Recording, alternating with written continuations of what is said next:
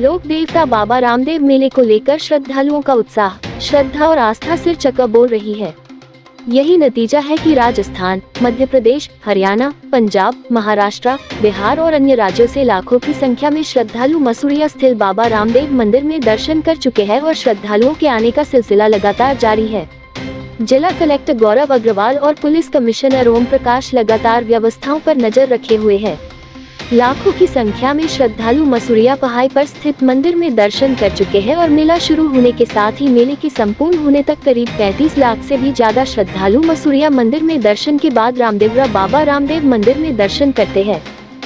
ये रामदेव जी का गुरु का स्थान है और सबसे पहले यहाँ पे गुरु के दर्शन करने के बाद में ही रामदेवरा जाते हैं, तो उसकी जब भी मनोकामना पूरी होती है। जिस तरह वैष्णो देवी के अंदर भैरवनाथ जी का दर्शन करना या उज्जैन के अंदर महाकाल के दर्शन करने के बाद भैरव जी का दर्शन करता है, जब भी उनकी मनोकामना पूरी होती है। उसी तरह से यहाँ भी परंपरा यही है कि गुरु के दर्शन करने के बाद में रामदेवरा जाते हैं, तभी उनकी मनोकामना पूरी होती है।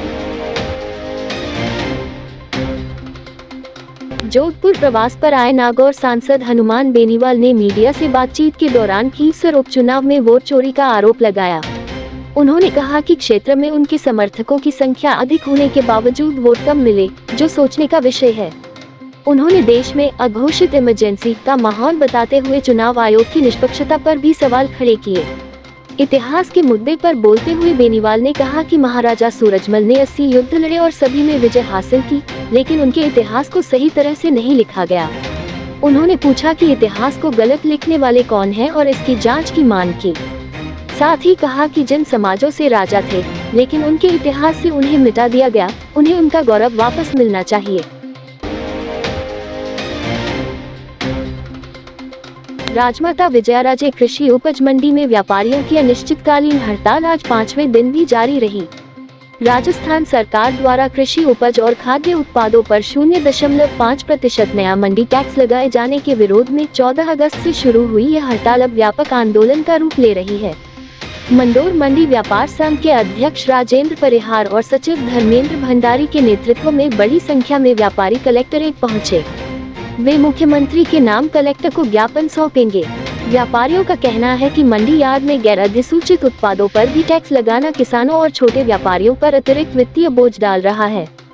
इस हड़ताल का सीधा असर बाबा रामदेव मेले में लगने वाले रसोड़ों पर भी पड़ रहा है, जिससे हालात और अधिक गंभीर हो गए हैं। शेरगढ़ के आदर्श विद्या मंदिर में आयोजित प्रार्थना सभा में समाज सेवी शांतिलाल लुनिया ने कहा कि विद्या भारती परिवार का शिक्षा के क्षेत्र में योगदान अमूल्य है। उन्होंने कहा कि देश भर में हजारों विद्यालयों के माध्यम से लाखों विद्यार्थियों को शिक्षित कर संस्कारवान बनाना वास्तव में प्रेरणादायक कार्य है। विद्यालय प्रधानाचार्य राजेंद्र कुमार पालीवाल ने शांतिलाल लुनिया को विद्यालय की गतिविधियों, नई बन रही कंप्यूटर लैब और अन्य नवाचारों की जानकारी दी। शांतिलाल लुनिया ने विद्यालय विकास में हर संभव सहयोग का आश्वासन दिया। उल्लेखनीय है कि उनके पिता स्वर्गीय देवीचंद लुनिया शेरगढ़ विद्यालय समिति के प्रथम अध्यक्ष थे। विद्यालय परिवार ने शांतिलाल लुनिया को संस्कार राजस्थान स्मृति अंक और श्रद्धेय जयदेव पाठक की स्मृति में प्रकाशित विशेष प्रति भेंट कर सम्मानित किया। सोजत रोड में सोमवार को राजस्थान राज्य मानवाधिकार आयोग के अध्यक्ष जस्टिस GR मूलचंदानी ने पुलिस थाने का निरीक्षण किया। निर्धारित कार्यक्रम के तहत वे सबसे पहले डॉक्टर अभिषेक रामनानी के दंत चिकित्सालय का उद्घाटन करने पहुंचे। इसके बाद वे सोजत रोड पुलिस थाना पहुंचे। थाने में पहुंचने पर पुलिस जवानों ने उन्हें गार्ड ऑफ ऑनर दिया। जस्टिस मूलचंदानी ने थाने की व्यवस्थाओं का बारीकी से निरीक्षण करते हुए मालिकाना, स्वागत कक्ष और हवालात का जायजा लिया।